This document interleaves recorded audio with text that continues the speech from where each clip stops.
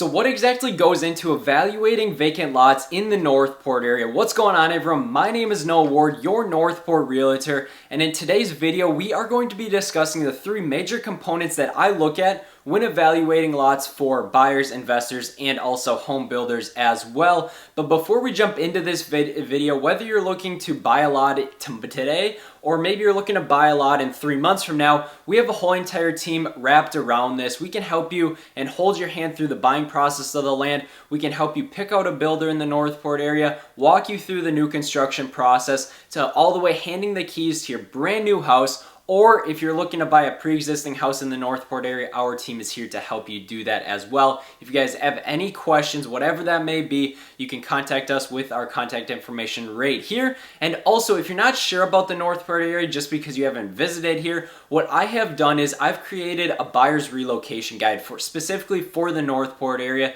in terms of, if you're looking at it through a Northport resident's eyes. So this buyer's guide, it basically includes the top attractions in Northport. It's going to include the top restaurants to eat at, some parks, the school system, healthcare, hotels in Northport, and much, much more. So if you guys want this 100% free guide, it's down in the description down below. And if you guys have any questions about that, also just put that in the comment section. More than happy to answer those questions for you. But with all that being said, let's start talking about the three major components when you're looking to buy land in Northport, what makes a good lot and what makes a bad lot. So when I'm looking at a piece of vacant land in the Northport area, I look first at number one thing, and that's going to be any animal hazards. So these animal hazards could be gopher tortoises, these animal hazards could be scrub jays, and we're going to dive into the gopher tortoise aspect first.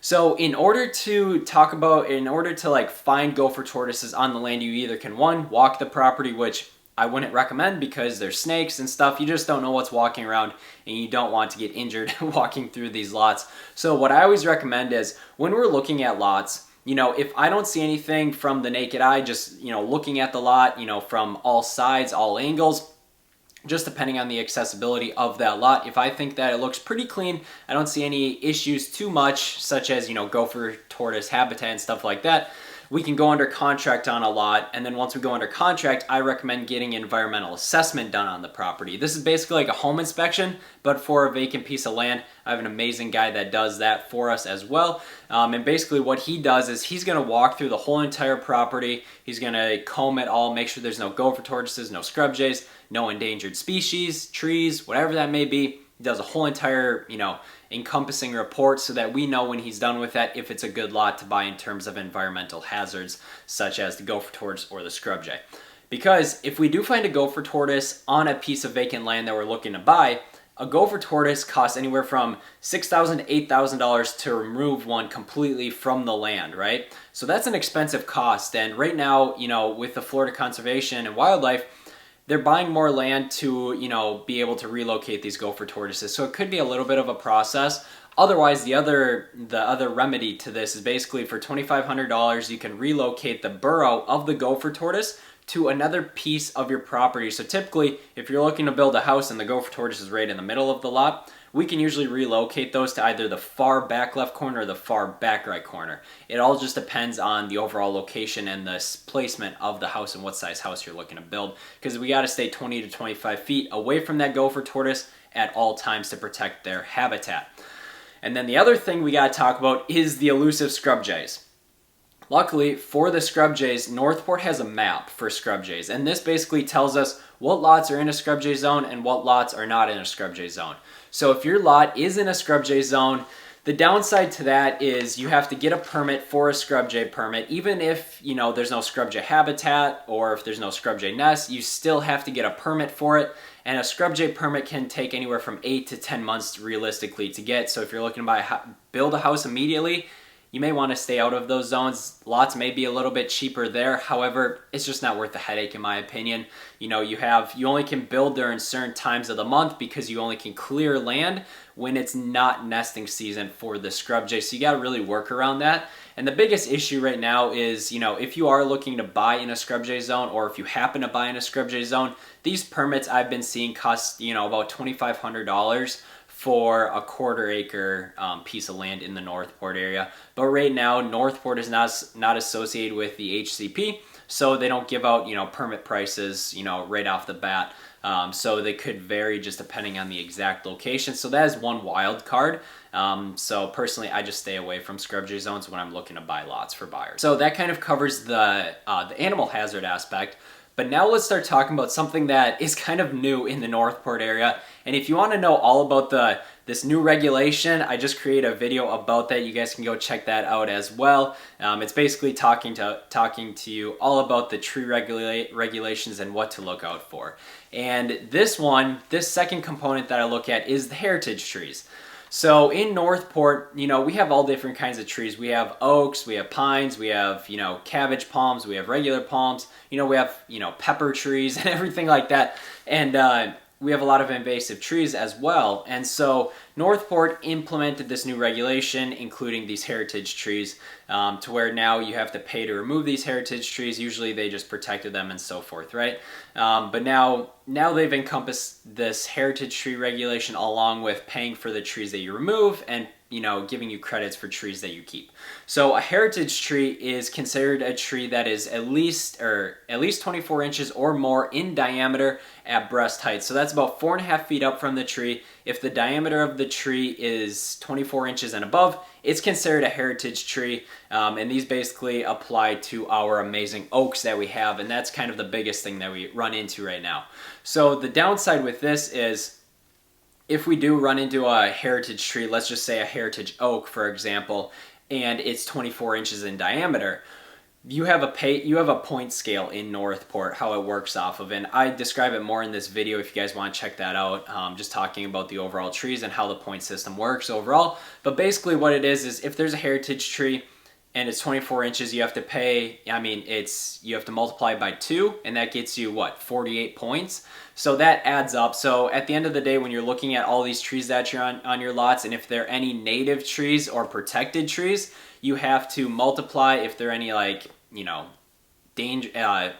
I should say not endangered, but invasive species trees, you can knock those down. But any protected or any native trees, you gotta put them onto the point scale. So what happens is all the trees that you're taking from the lot, you multiply, and all the trees that you're saving from the lot, you divide based on how big they are in diameter. And then from there, that gets you all your points. So you add up all the points that you're getting rid of, all the points that you're keeping, and then you see from there, and then whatever points that are left over, you pay $50 per point. So people are really seeing right now, it's an extra $1,000 to $4,000, just depending on how many trees you have on your lot. But the biggest issue is the heritage tree. Heritage trees, I think, are a deal breaker for a lot of people when looking to buy lots. If the heritage tree is on the back corner, front corner, wherever that may be, we could work around it. But if it's in the middle of the lot, that's when heritage trees become an issue. So those are kind of big deal breakers for us. And the third thing we look for when evaluating lots is the placement of the septic systems and the wells. So in Northport, for the most part, people are on septic systems as well as drilling a well. There's not many public utilities, even there are a few lots that do have public water and public sewer. If you guys want to know the cost of those kind of lots, I've created a video about that as well, breaking down the different price points for different kinds of lots in the Northport area. But what we look for is the placement of, if you are looking to buy a house or build a house on this lot that you're buying right away, we're looking for the placement, just basically talking about, what size house you're looking to build and kind of the placement for the septic system as well as the well. Because in Florida, or I should say in Northport, we typically put the septic systems either on the front right or the front left of the house, because there's not enough room in the back if you want to put a pool and have a septic system as well. So the septic systems sit up front in the front yard. You don't see them. They're all underground, so you don't have to worry about that aspect. But the thing is, if you have a neighbor, right? So if you have a vacant lot, and then you have neighbors on both sides of you, you have to be careful to see where their septic system is in relation to where you're putting your septic system. Because you have to be a certain amount of feet away from these septic systems in order to not cause contamination between the lots. So there's a fine balance right there, which is why I personally, like buying lots that are not next to houses, maybe a couple houses away. That just gives you more flexibility when you're designing your house. Because at the end of the day, if you buy a lot that has houses on both sides of you, you're very limited on what you can do in terms of what side your driveway is going to be on, where your septic system. and then also where you're drilling your well. Because in Northport, we drill our wells either on the back left corner or the back right of the property. So if you don't have any houses nearby you, such as the one to your right, to the left, or in the back side of you, you don't have to worry about, if you're putting the well on the left or the right, because you will have free reign to do whatever you want. Because in Northport, we have a well arc that we have to stay away from 70 to 75 feet away from other people's wells. So if you have a house on both sides of you and a house on a back side of you, and there's wells on, if there's wells right next to your lots and wells right there, it's going to be very hard to find the placement for where you can put your well that's still 70 feet away from the surrounding wells. And if that happens, if you buy the lot already and you already own that, and you want to build a house on it and you don't want to go through the headache of selling that lot, you can get what we call is a well variance. But however, this can take up to a year to get. You have to go to Tallahassee, you have to go to the state and basically tell them, here are our plans for the house, and you have to see if you can get a well variance. It's kind of a time and labor intensive process in order to get a well variance. That is why a lot of people don't know about this, is you could actually be landlocked in Northport, meaning that if there's houses on all three sides of you and they have wells all right next to your lot, you're kind of screwed in that respect, because you're going to need to get a well variance, which a lot of people overlook oftentimes and say, hey, here's this vacant piece of land, but there's houses next to us. It's perfect. We don't have to worry about new construction. But then they get screwed when they have to go, into permitting for drilling a well. You don't have enough, you don't have enough space basically to drill your well. So that's the one downside, which is why I'm fine with buying a lot that either has a house to one side or a house to another, or maybe even a house on the back side, but I don't like being completely surrounded by all three houses, because when it comes to drilling a well or adding a septic tank, that's when it becomes a frustration, and a lot of people overlook that. So make sure when we're looking to evaluate lots, that's one thing that you look at. But like I said before, that's what our team does, is evaluate the lots, picks out lots that are good for you, picks out lots, kind of weigh the pros and cons with you and help you walk you through the whole entire land acquisition process. But at the end of the day, those are the three components: animal hazards, septic systems, and well placements, and then also the amazing heritage tree rule. So those are the three things that we look for in a Northport lot. So if you guys want any help of evaluating any lots, maybe you want our team's help to walk you through the land acquisition process, new construction process, and basically picking out builders for you, more than happy to help you do that. Reach out to us with our contact information down below. And also, if you guys are looking for a buyer's relocation guide in Northport, you're not sure about Northport, I have that buyer's relocation guide. Link is down in the description, 100% free for you guys.